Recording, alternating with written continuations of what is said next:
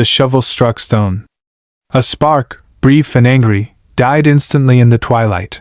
Silas Vance stopped. He leaned his weight against the rough handle of the spade, his chest heaving not from exertion, but from a familiar, suffocating tightness that lived beneath his ribs. He looked down into the hole. It was deep enough now. 6 feet of red earth, dry as bone, carved out of the unforgiving New Mexico hardpan. It waited, an open mouth in the ground, hungry and patient. Around him, the red ridge bled. The setting sun had caught the jagged peaks of the mountains, turning the sandstone into a violent crimson that spilled across the valley floor. It was 1883, and the world here felt like it was ending every single evening. Silas wiped sweat from his forehead with the back of a gloved hand. He peeled the leather glove off slowly. He needed to see it. He held his right hand out over the open grave, palm down, fingers splayed. It started at the wrist. A tremor. At first, it was subtle, like the vibration of a train track long before the engine appears. Then it grew. His fingers danced, jerking rhythmically, mocking him. He tried to make a fist, to crush the tremor into submission. The muscles spasmed, fighting his command. The hand that had once been the steadiest in the 3rd Cavalry, the hand that could drop a runner at 300 yards without a breath, was now a traitor. "Stop!" he whispered. The word was swallowed by the vast, empty silence of the desert. He dropped his hand to his side, the shame burning hotter than the dying sun. He looked back at the grave. It was empty. There was no body to put in it. Not yet. He had dug it because the silence told him to. He had dug it because out here, death didn't knock, it simply walked in, and it was better to be ready. It was a ritual. A way to sweat out the ghosts of Black Canyon that screamed in his head whenever the wind picked up. He turned toward the cabin. It was a miserable structure, squat and gray, huddled against the base of the ridge as if trying to hide from the sky. No smoke rose from the chimney. Silas didn't want comfort. He didn't deserve it. That was when he heard it. The sound was faint, carried on the thermal updrafts rising from the valley floor. The rhythmic crunch of hooves on gravel. The creak of leather. The jingle of a bit chain. Silas didn't reach for the Winchester rifle leaning against the porch rail. He couldn't use it anyway. Not with this hand.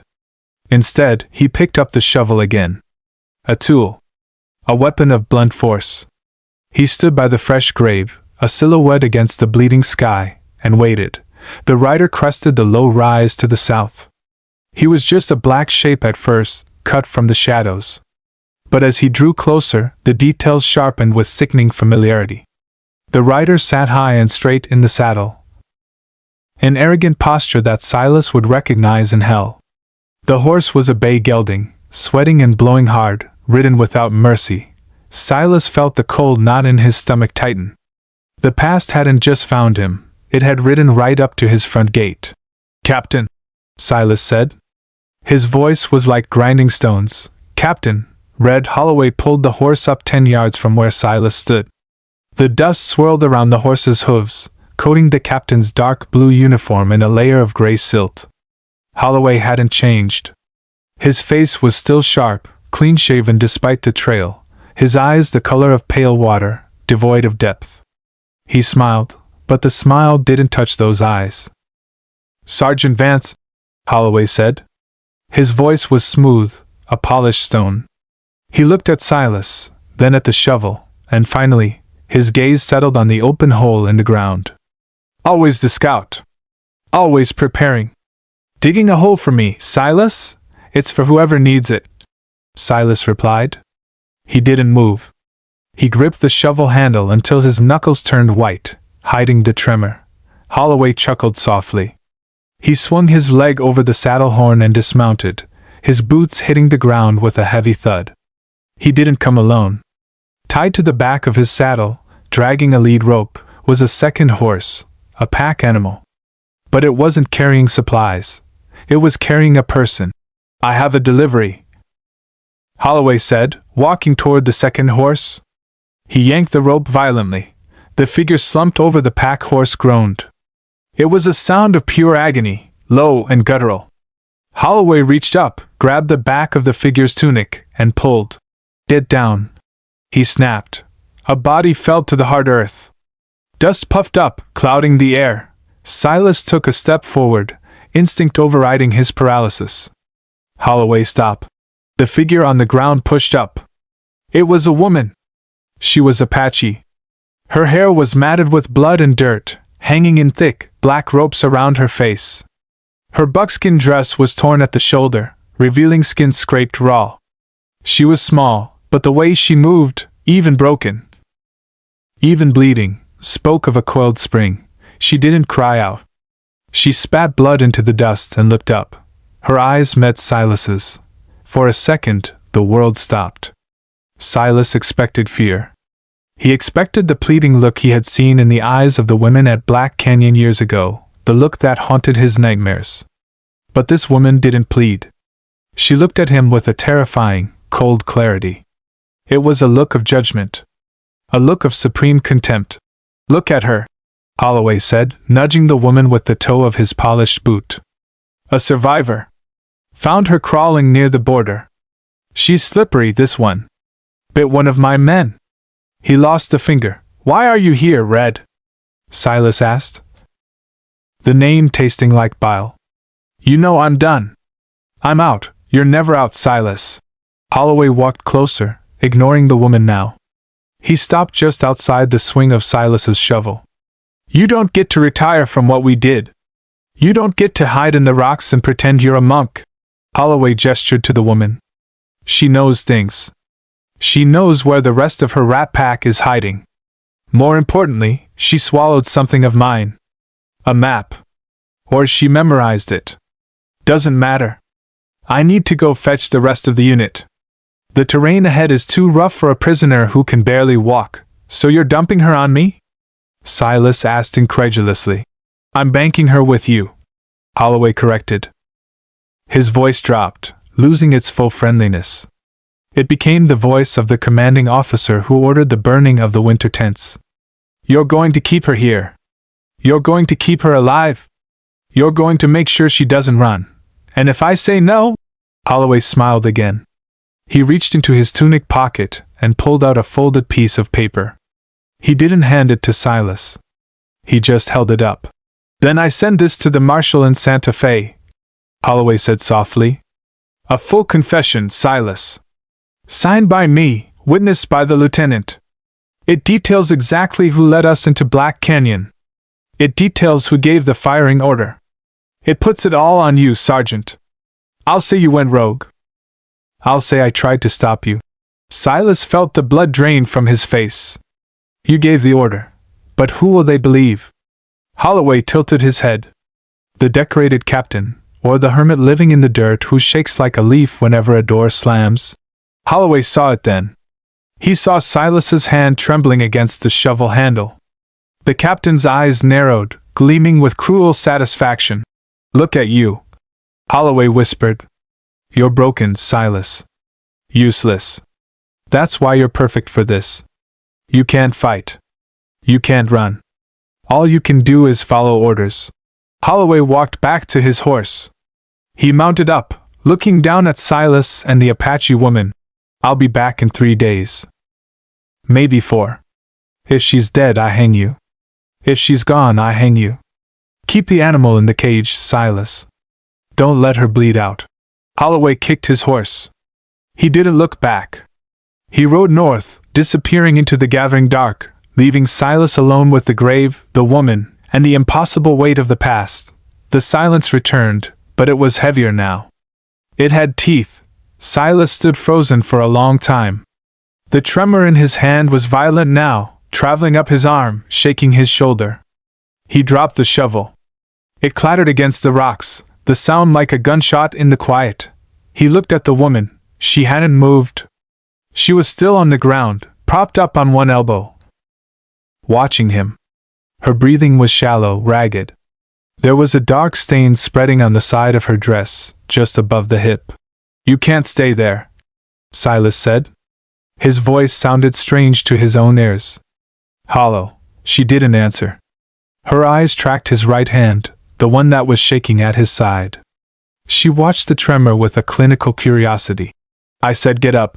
Silas tried to sound firm, authoritative, like the sergeant he used to be.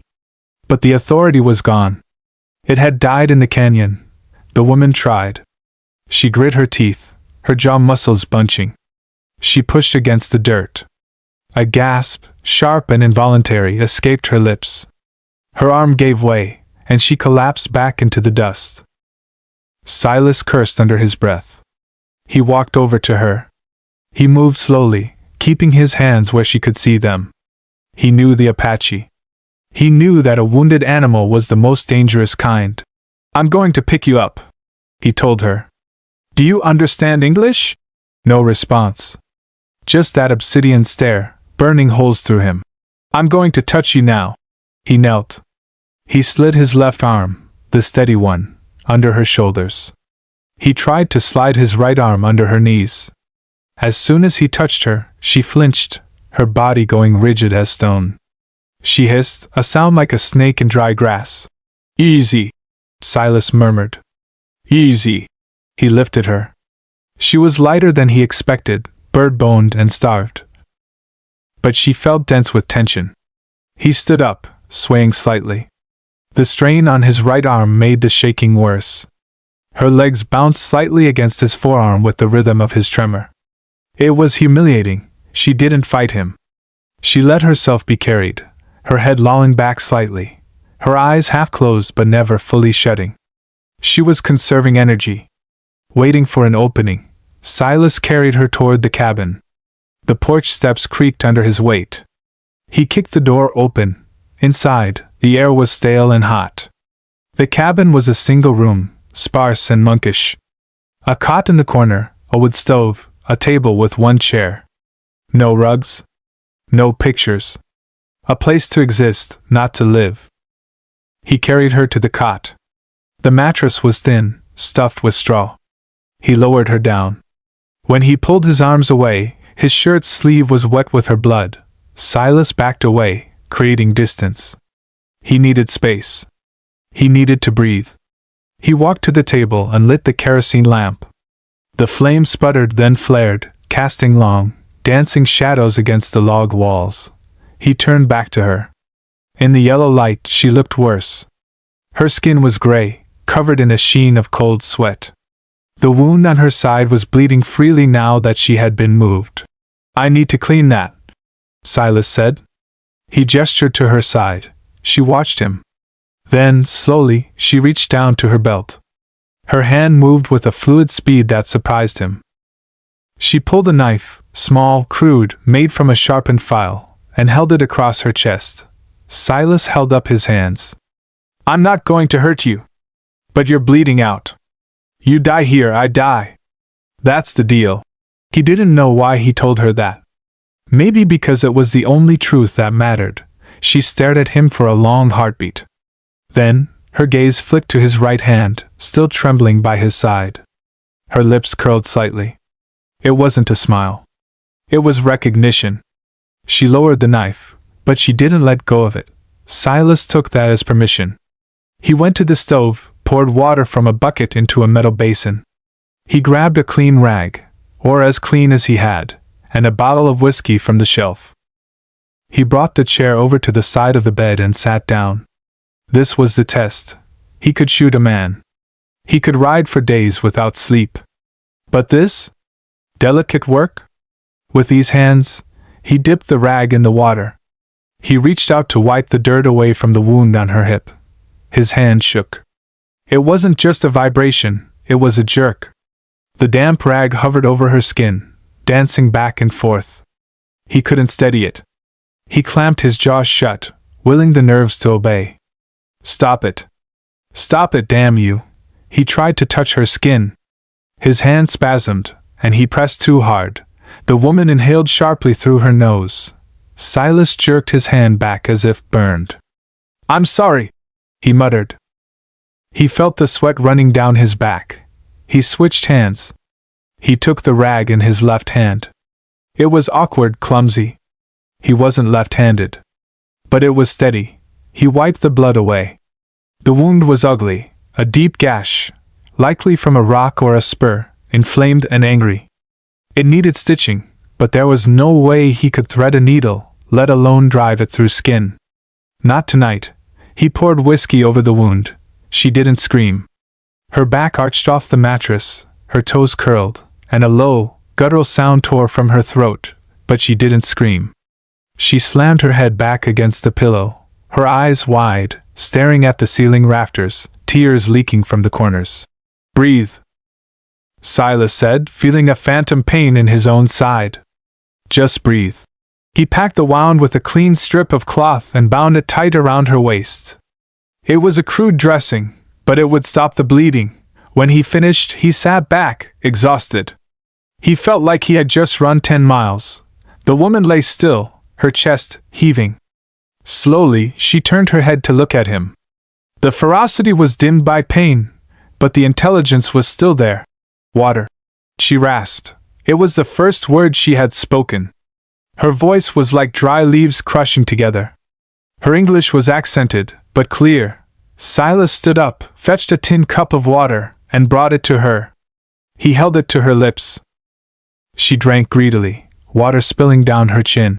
"Slow down," he said. She finished the cup and fell back. She looked at him, studying his face, the scars, the gray in his beard, and finally, the trembling hand resting on his knee. "You are broken," she said. It wasn't a question. Silas stiffened. "Rest. Holloway comes back in 3 days. He is a snake," she whispered. "Yes, and you?" She looked at him, her eyes searching. "You are his dog?" The insult landed deep. Silas stood up abruptly. He picked up the basin of bloody water. "I'm the man keeping you alive," he said roughly. "Don't make me regret it." He walked to the door and threw the water out into the night. The wind had picked up. A storm was coming off the mountains. He could smell the rain, ozone and wet sage. The air was electric. He looked toward the darkness where Holloway had ridden. He looked at the empty grave near the fence line. He closed the door and barred it. The night dragged on, measured in the ticks of the cooling wood stove and the shallow breathing of the woman. Silas didn't sleep. He couldn't.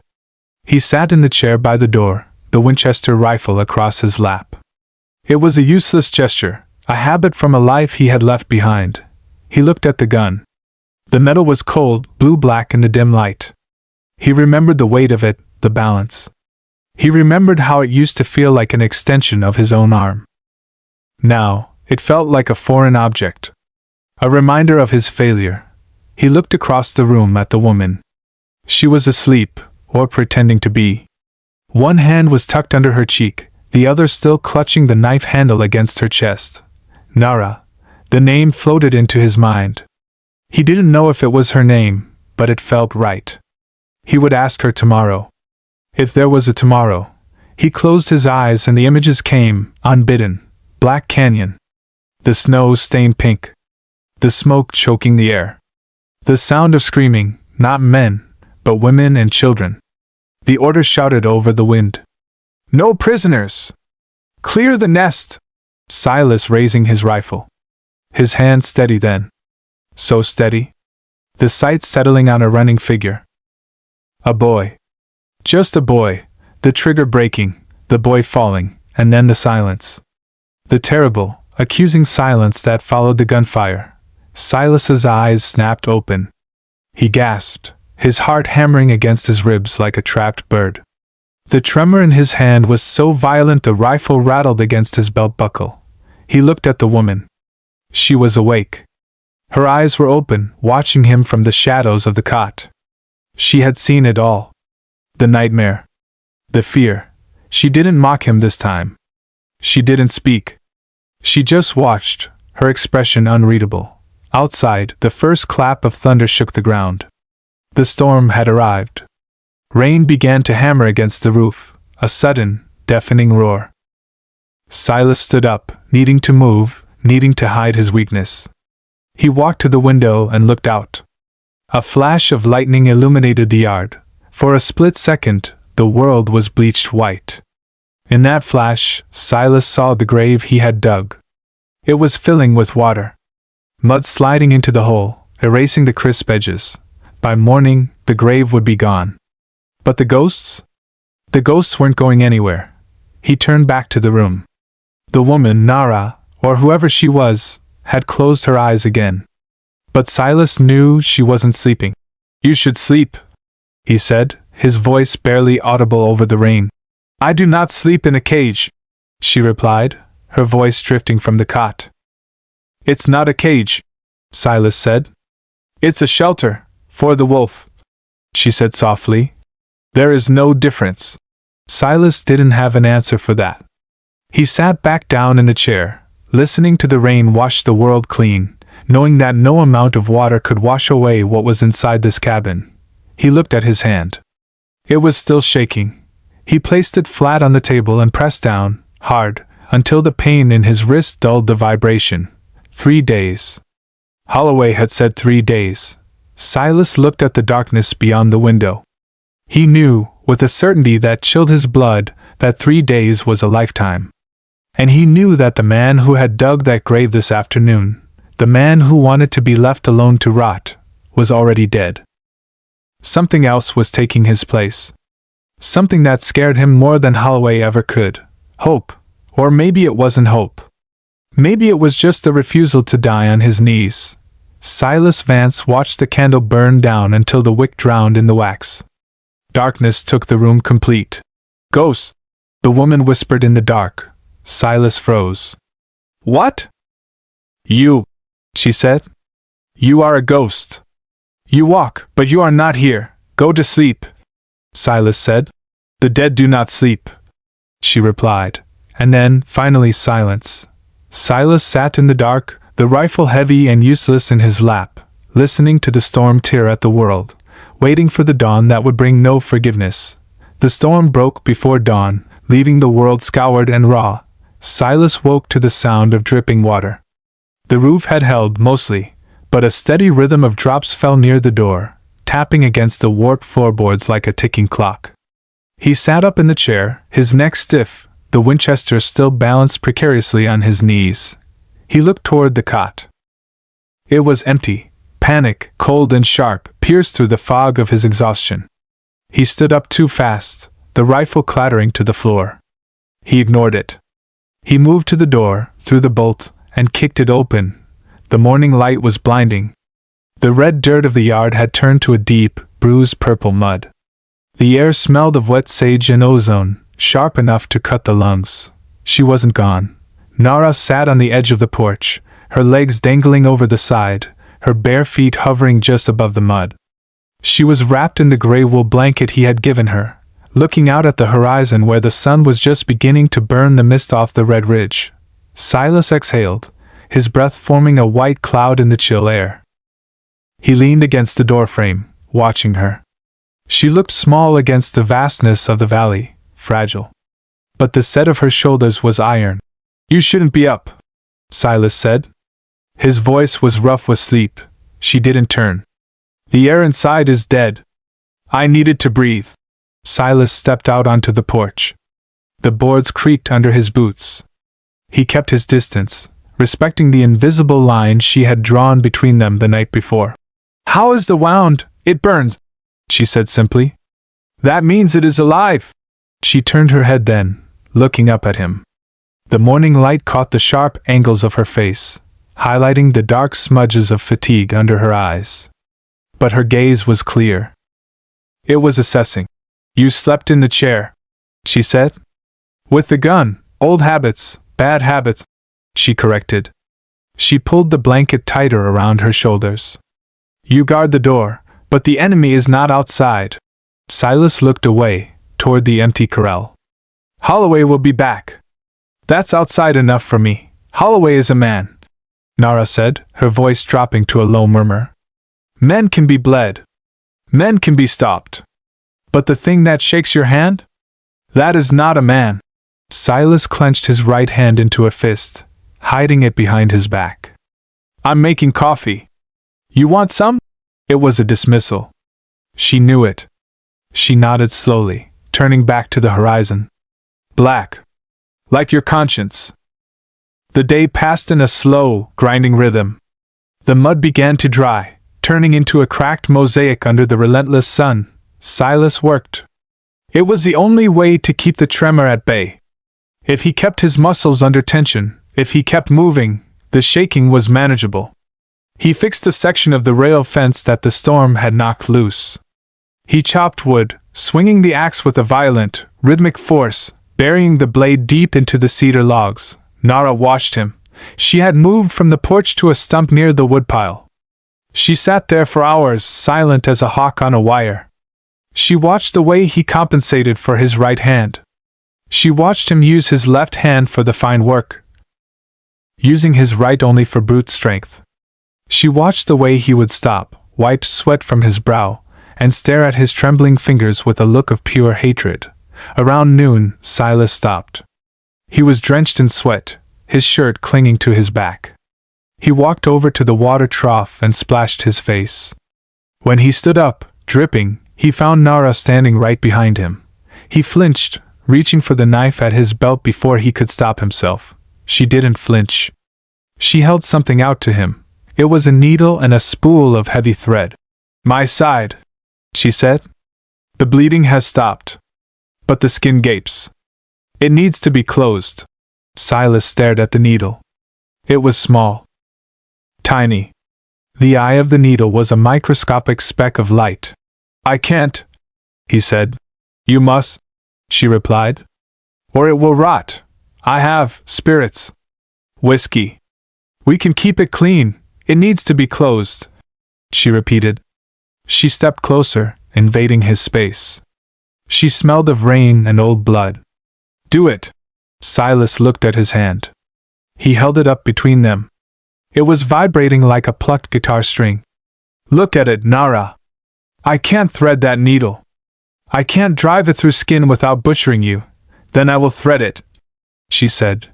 She took the needle and thread from his open palm. Her hands were steady, despite her pain. She licked the thread and passed it through the eye in one smooth motion. She tied the knot. She handed the threaded needle back to him. "Now so, Nara. You are a coward," she said. The word was not shouted. It was spoken with a flat, deadly calm. "You are afraid to hurt me? I am already hurt. You are afraid to fail? You have already failed. Stitch the wound, ghost. Or admit that you are useless." The insult stung worse than a slap. Silas snatched the needle from her hand. "Fine," he snarled. "Inside. Lie down." Inside the cabin, the light was dim. Nara lay on the cot, pulling the dress up to expose the wound. It was ugly, the edges of the skin pale and jagged. Silas sat beside her. He took a breath. He poured whiskey over the needle, then over his hands. He brought the needle down. His hand shook. The tip of the needle danced circles around the wound. He tried to steady his wrist with his left hand, but the tremor originated from the shoulder, a systemic earthquake. He gritted his teeth, sweat stinging his eyes. "Just push it through. Just do it," he lunged. The needle went in, but at a bad angle. Nara hissed, her body arching off the bed. "Damn it!" Silas yanked the needle back. I told you I can't do this." He threw the needle into the basin. He stood up, pacing the small room like a caged animal. "I'm a cripple, Nara. Look at me. I was the best shot in the regiment. I could hit a coin at 50 paces. Now I can't even sew up a scratch." "Why?" The question stopped him. He turned to face her. She was sitting up now, holding the dressing against her side, her face pale but her eyes burning. "Why do you shake, Silas?" "Because of the war," he said vaguely. "Nerves, no," she said. "I have seen men with war sickness. They scream in their sleep. They stare at nothing. But they do not shake only when they try to hold a weapon or a tool. You shake because you are holding something back." Silas laughed, a bitter, dry sound. "You think you know me? I know that you are not afraid of the needle," she said. "You are afraid of what your hands have done." She swung her legs off the bed.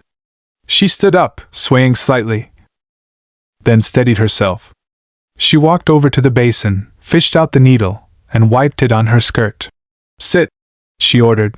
What, sit? Silas sat in the chair, confused. Nara stood before him. She didn't try to sew the wound herself. She handed him the needle again. Close your eyes, she said. This is stupid, close them. Silas closed his eyes. Do not think about the wound, she said, her voice dropping to a hypnotic rhythm. Do not think about the blood. Think about the thread. Just the thread. It is a rope. You are tying a knot. That is all.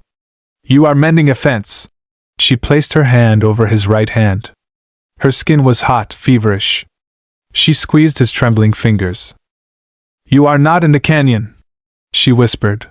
Silas's eyes snapped open. How do you know about the canyon? So, she commanded. Silas looked down. Her hand was guiding his. The warmth of her touch seemed to ground the electricity in his nerves. The tremor didn't stop, but it changed. It became a rhythm he could predict. He took a breath. He pushed the needle. It went true. He pulled the thread. He made the stitch. He did it again. And again. 4 stitches. Crude but effective. When he tied the final knot and cut the thread, he was trembling all over, exhausted, but his hand, his right hand, was still. Nara pulled away. She looked down at her side, then at him. You see? She said softly. The hand obeys the mind. But the mind must be here. Not in the past. She turned and walked back to the cot, collapsing onto it. She was spent. Silas sat there for a long time, staring at the bloody needle, the silence in the room feeling different now. It wasn't empty. It was heavy with unasked questions. The sun began to dip, painting the red ridge in colors of violence again. Silas made a stew from dried beef and potatoes. They ate in silence, the clinking of spoons the only sound. The tension had shifted. It wasn't hostility anymore. It was curiosity. When the bowls were empty, Silas poured 2 cups of coffee. He pushed one toward her. You know about Black Canyon, he said. It wasn't a question. Nara wrapped her hands around the warm cup. She didn't look at him. She looked into the dark liquid. Everyone knows, she said. The massacre. The winter of the red snow. You don't know it like I do, Silas said. You weren't there. Nara took a sip of coffee. She set the cup down slowly. You were the scout, she said. Sergeant Vance. The ghost walker. You led them through the narrow pass. You found the village when no one else could. I was following orders, Silas said, the old excuse tasting like ash in his mouth. We were told it was a war party. We were told they had raided the settlement. And when you saw it was not a war party? Nara asked. When you saw it was women and children and old men? What did you do then, Scout? Silas looked at his hand. It was starting to shake again. I tried to stop it, he whispered. I went to Holloway. I told him to call it off. He laughed. He said orders were orders, so you stood by, Nara said. And you watched? No, Silas said. He looked up, his eyes wet. I didn't just watch. I aimed. He stood up, walking to the window, turning his back on her. He needed to say it. He had never said it out loud. Not to the priest. Not to the bottle. Only to the grave he dug yesterday. I had a boy in my sights, Silas said, his voice cracking. He was running. He had a stick in his hand, pretending it was a rifle. He couldn't have been more than 10. I raised my Winchester. I had him cold. He paused, the memory washing over him. The cold wind. The smell of powder. I pulled the trigger, Silas said. But I flinched. I jerked the barrel. The bullet hit the snow. The boy ran. He got away. He turned back to Nara. After that, I couldn't hold the gun steady. Not ever again. My body decided it was done killing, even if I wasn't. He waited for her judgment. He waited for her to spit on him. Nara was watching him with an expression he couldn't read. It wasn't forgiveness. It was recognition. The boy, she said softly. He wore a blue shirt. Too big for him. Silas froze. The blood roared in his ears. Yes. How? Nara stood up. She walked toward him, moving painfully but steadily. She stopped 3 feet away. He was my brother, she said. The world seemed to tilt on its axis. Silas gripped the back of the chair to keep from falling. He ran, Nara continued. Because you missed. He ran into the trees. He hid in a hollow log. He survived. He survived? Silas breathed. I didn't kill him, you didn't kill him, Nara said. But the cold did. He died 3 days later. Frozen. Silas closed his eyes. The hope that had flared for a second was extinguished, replaced by a colder, darker grief. I'm sorry, do not be sorry, Nara said harshly. Sorry changes nothing. She reached into the bodice of her dress. She pulled out something small. It wasn't a map. It was a bullet casing. Old, tarnished brass. I found this in the snow, she said. Where you stood. I kept it. She placed the casing on the table between them. It stood upright, a tiny monument to failure. I was there, Silas, she said. I was 12. I hid under the bodies of my kin. I saw you. I saw you lower your rifle. I saw you scream at the Red Captain. I saw him strike you with his pistol. Silas stared at her. The survivor. The witness. Why? He asked. Why come here? Why let Holloway bring you to me? Because Holloway is hunting, she said. He wants the gold. The army payroll that my father's war band stole before the massacre. He thinks I know where it is, do you? Nara tapped her temple. It is not on a paper. It is here. I swallowed the map he thinks exists, but the land is in my blood. She leaned forward, her eyes locking onto his. I let him catch me, she revealed. I let him drag me here. Because I knew he would bring me to you, to kill me, to see if you were worth saving, she said. Or if you needed to be buried with the rest of them, and? Silas asked. What is the verdict? Nara looked at his hand, then at the rifle in the corner. You saved my brother for 3 days, she said. You gave him a chance. Now I give you one. She walked to the rifle. She picked it up. She brought it to the table and slammed it down next to the bullet casing.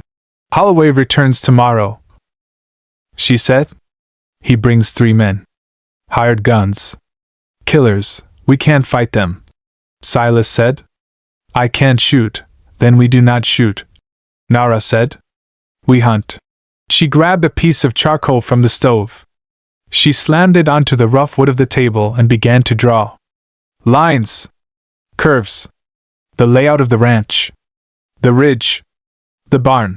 You are a scout, she said. You know traps. You know the land. I dug graves, Silas said. That's all I've done for 10 years, then dig one more, Nara said. For Holloway. She looked up at him, a fierce, terrifying light in her eyes. It was the first time Silas had seen her truly alive. My people are near, she said. But they will not come for a victim. They will come for a warrior. If we fight, they will see the smoke. If we die like sheep, they will leave our bones for the coyotes. Silas looked at the map she was drawing. He looked at the rifle. He looked at his hand. It was shaking, but then he looked at the bullet casing. The bullet that missed. The bullet that proved, once, he had chosen mercy over orders. He reached out his left hand and picked up the charcoal. Not there, he said, pointing to a spot on her drawing near the barn. That's too open. We put the first trap here. In the dry creek bed. Nara paused. She looked at him. A ghost of a smile, sharp and dangerous, touched her lips. Show me, she said. The night became a fever of activity. The silence of the house was replaced by the sounds of preparation. There was no more awkwardness. No more distance. They moved around each other like parts of the same machine. Nara tore strips of cloth to make fuses. Silas mixed black powder from his old reloading supplies. They didn't speak of feelings. They spoke of angles, of wind direction, of leverage. The barn loft, Silas said, sketching in the air. I can rig a counterweight. If the door opens, the dead fall, Nara finished. Good. And the porch, loose boards. And under them. Silas hesitated. I have dynamite. Old sticks. Unstable, perfect, Nara said. They worked until their hands were black with soot and grease.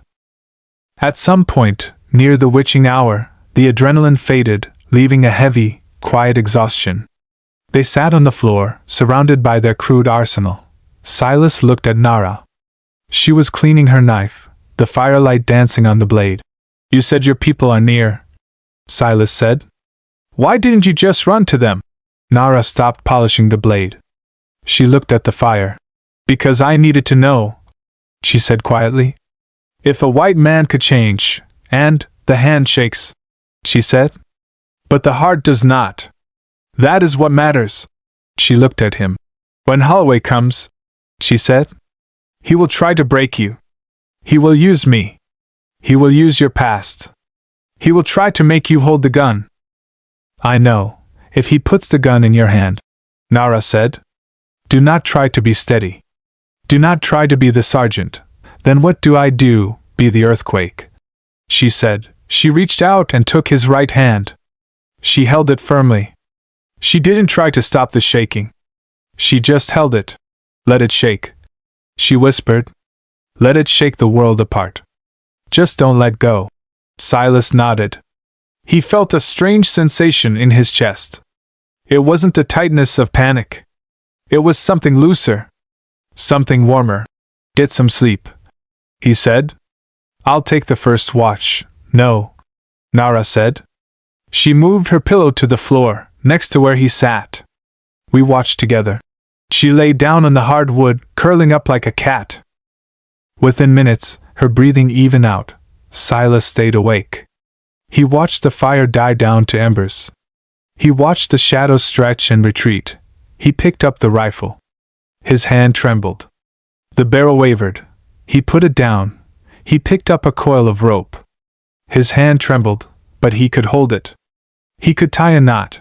He looked at Nara sleeping. He looked at the door. For the first time in 10 years, Silas Vance wasn't waiting for the end. He was preparing for it. He stood up, stepping silently over Nara. He walked to the window. The moon was rising over the red ridge. It was full and bright, illuminating the valley in silver and shadow. Far in the distance, to the north, he saw it. A tiny flicker of light. A campfire. Holloway. He was coming. Silas placed his trembling hand against the cold glass of the window. Come on then, Red, he whispered. Come and see what the ghosts have built for you. The sun at noon was a hammer, beating the red ridge into a shimmering haze of heat. Silas sat on the porch step, whittling a stick. It was a performance. He forced his hand to move the knife in short, jerky strokes. Wood shavings curled and fell to the dusty floorboards. Underneath those boards, resting on a cradle of dry straw, lay 3 sticks of sweating dynamite. The fuse ran through a crack in the wood, snaking back into the cabin where Nara waited. He saw the dust first. A plume rising in the north, thick and choking. Then the shapes emerged. 4 riders. Captain Holloway rode in front, arrogant as a king returning to his castle. Flanking him were 3 men Silas didn't know, but recognized instantly. Hired guns. They wore their holsters tied low, their hats pulled down. They rode with the lazy confidence of men who killed for coin. Silas didn't stand. He kept whittling. He let the tremor in his hand be visible, exaggerated even. Holloway halted his horse at the gate. He smiled, that cold, dead smile. Still here, Sergeant? Holloway called out. I half expected to find an empty house, nowhere to run, Silas said, not looking up. Not with these legs. Holloway laughed. He signaled his men. They dismounted, loosening their rifles from the scabbards. The sound of metal on leather was loud in the quiet air. And the girl? Holloway asked. Is she alive? Inside, Silas said. She's weak. Infection set in, pity, Holloway said, swinging down from his saddle. He adjusted his gloves. Well, bring her out. Let's get this over with. I have a train to catch in Tucson. Come get her yourself. Silas said. Holloway paused. He looked at Silas, eyes narrowing. He sensed something. The air was too still. The flies were buzzing too loudly. Check the barn. Holloway ordered the man on his left, a burly man with a scar across his nose.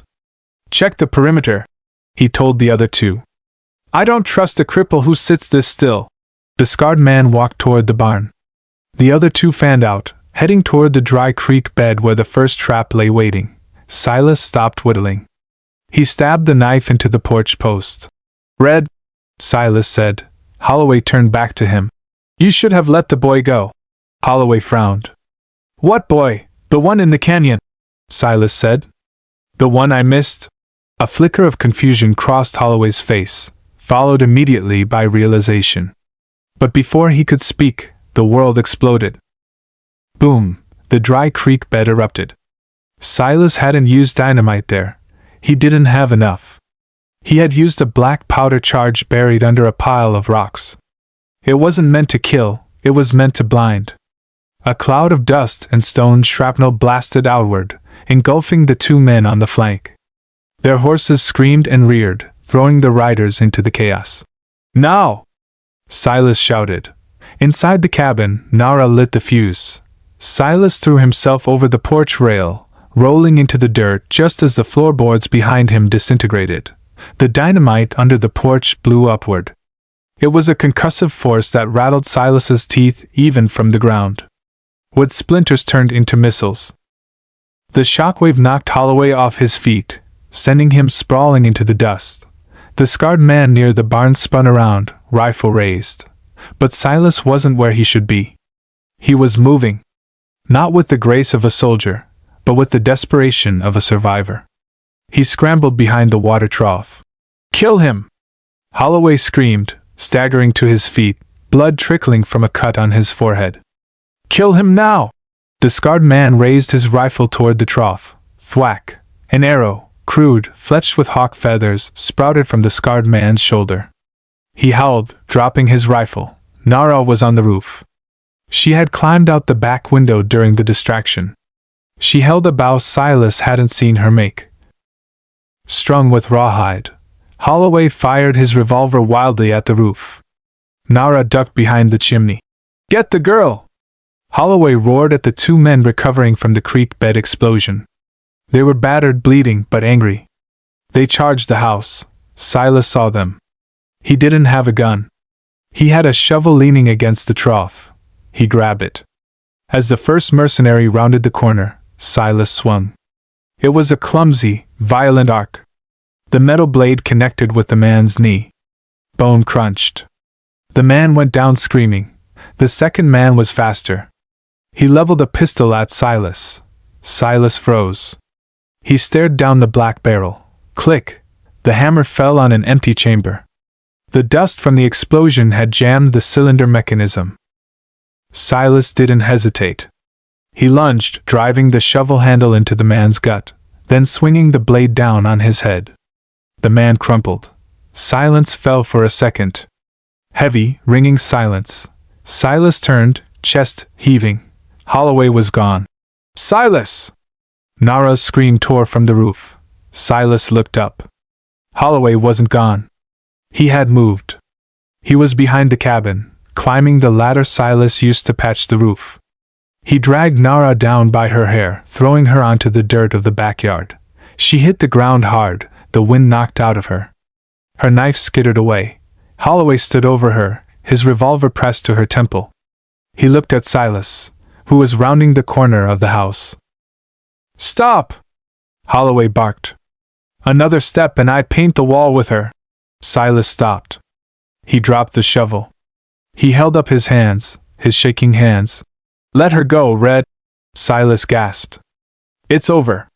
Your men are down. It's never over. Holloway spat. He was breathing hard, his composure shattered. The mask of the gentleman officer was gone, revealing the butcher underneath. You think you can beat me with parlor tricks? I am the United States Army, you filth. Holloway looked at Nara, then back at Silas. A cruel idea formed in his eyes. He kicked Nara's knife towards Silas. "Pick it up," Holloway commanded. "What? Pick it up!" Holloway cocked the hammer of his revolver. Silas bent down slowly. He picked up the knife. His hand trembled so violently the blade rattled against his belt buckle. "No," Holloway said, a twisted smile returning. "Throw it away. Far away." Silas tossed the knife into the weeds. "Good," Holloway said. "Now pick up that rifle." He pointed to the Winchester that the scarred man had dropped near the barn door. It was lying in the dust, 10 feet from Silas. Silas walked to it. He picked it up. It felt heavy. "Alien. You want to be a hero, Silas?" Holloway sneered. "You want to save the savage? Fine. I'll give you a chance. A soldier's chance." Holloway grabbed Nara by the collar and hauled her up. He positioned her in front of him, using her small body as a human shield. He peered over her shoulder, his gun still pressed to her head. "Shoot me," Holloway said. Silas stared at him. The distance was 30 yards. A difficult shot for a steady hand. Impossible for Silas. "If you miss," Holloway said, "I kill her. If you hesitate, I kill her. If you drop the gun, I kill her." "I can't," Silas whispered. The rifle barrel was dancing a figure 8 in the air. He couldn't even keep the sights aligned with the barn, let alone a man's head. "You were the best shot in the regiment," Holloway shouted. "Prove it. Prove you're not a broken coward. Take the shot." Silas raised the rifle. The stock dug into his shoulder. His left hand gripped the forestock. White-knuckled. His right hand, the trigger hand, was a blur of motion. The sights swept wildly across Nara's face, then the sky, then the dirt. He couldn't do it. He would hit her. He knew it. "Tick-tock, Sergeant," Holloway taunted. "My finger is getting tired." Nara looked at Silas. Her face was bruised, bleeding, but her eyes were locked on his. She didn't look at the gun. She looked at him. Be the earthquake. The memory of her voice cut through the panic. "Don't fight the shake. Use it." Silas looked at the target. Not Holloway. He couldn't hit Holloway. The target was too small. He looked up. Above Holloway's head, hanging from the main beam of the barn overhang, was a massive iron pulley. It was rusted, holding up a stack of heavy timber planks that Silas had been meaning to fix for months. The rope holding the planks was frayed, tied off to a cleat on the wall, but the rope wasn't the target. The cleat was a small iron hook. If he aimed at Holloway, the tremor would make him miss by feet. But if he let the tremor happen, if he let the gun dance, Silas closed his eyes for a fraction of a second. He felt the rhythm of his hand. It wasn't random chaos. It was a wave. Up, down, left, right. A pattern. He opened his eyes. He didn't aim at the cleat. He aimed at the area of the cleat. He let the barrel swing. "Do it!" Holloway screamed. Silas squeezed the trigger not when he aimed, but when the wave of the tremor swept past the target. Bang! The sound was deafening. Silas didn't see the bullet hit. He felt the recoil. The shot went wide of Holloway by 5 feet. Holloway laughed. "You missed! You pathet!" Crack! The bullet hadn't hit the man. It had smashed into the dry, rotted wood of the wall, inches from the iron cleat. The impact shattered the timber holding the cleat in place. The tension of the heavy load did the rest. The cleat ripped free. The rope whipped through the pulley with a scream of friction. The stack of timber planks, 500 pounds of seasoned oak, plummeted. Holloway looked up. His eyes went wide. He tried to shove Nara away and dive. But he was too late. The timber crashed down. Dust billowed up, hiding the world in a gray chokehold. A sound of breaking wood and breaking bone echoed off the canyon walls. Then silence. Silas dropped the rifle. He fell to his knees, his legs turning to water. "Nara?" he rasped. The dust began to settle. The pile of timber lay in a chaotic heap. Protruding from underneath one of the massive beams was a boot. A polished black cavalry boot. It didn't move. A few feet away, coughing and covered in white dust, Nara pushed herself up. She had been thrown clear by Holloway's last desperate shove, or perhaps by the force of the impact. She sat up, wiping blood from her mouth. She looked at the pile of wood. Then she looked at Silas. She didn't smile. She just nodded. A slow, deep nod. Silas slumped forward, putting his head in his hands. He laughed. It was a jagged, broken sound that turned into a sob. He had done it. He had fired the gun. And he hadn't killed the soul. Gravity had done the work. He is alive! Nara's voice brought Silas back. He looked up. She was standing over the pile of timber. Silas forced himself to stand. He walked over. Holloway was pinned from the waist down. His legs were crushed. He was conscious, his face a mask of gray shock. He looked up at Silas with eyes that were no longer arrogant, only terrified. "Help me!" Holloway whispered. "Silas, help me!" Silas looked down at his former captain. The man who had ordered the massacre. The man who had haunted his dreams for 10 years. "I can't," Silas said. "My hands shake too much to lift that." Holloway wheezed. You can't leave me. I dug a grave," Silas said softly. "Yesterday. It's round back. It might be a tight fit, but it's yours, Silas." Holloway screamed. Silas turned away. "We are not alone," Nara said suddenly. Silas froze. He looked toward the ridge line. Silas raised his head. On the crest of the red ridge, silhouetted against the blinding afternoon sun, stood 5 figures. They were mounted on ponies that stood as still as statues. Apaches. They held lances and rifles, but they weren't attacking. They were watching. One figure separated from the group and rode down the slope. He moved without sound, the horse picking its way through the rocks with supernatural grace. He stopped 10 yards from where Silas and Nara stood. He was a tall man, broad-shouldered, with long black hair streaked with gray. He wore buckskins, but around his neck was a faded, tattered blue scarf. Army issue, Silas squinted. The face was older, weathered by sun and wind, scarred by battle. But the eyes were the same as the ones Silas saw in the mirror every morning. "Elias," Silas whispered. The rider looked at Silas. He didn't smile. He didn't speak. He looked at the wreckage of the cabin. He looked at the bodies of the mercenaries. He looked at Holloway moaning under the timber. Finally, his gaze settled on Silas's right hand, which was still trembling at his side. Elias nodded. It wasn't a greeting. It was a verdict. He turned to Nara. He spoke in the Apache tongue, his voice low and musical. Nara answered him, her voice strong. She pointed to Silas. Then she pointed to the bullet casing still sitting on the table inside the ruined cabin. Elias looked back at Silas. "You kept the animal alive," Elias said. His voice was rough and used to English. "She kept me alive," Silas corrected. Elias considered this.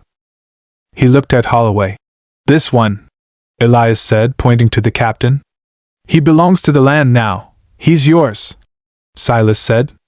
"If you want him," Elias shook his head.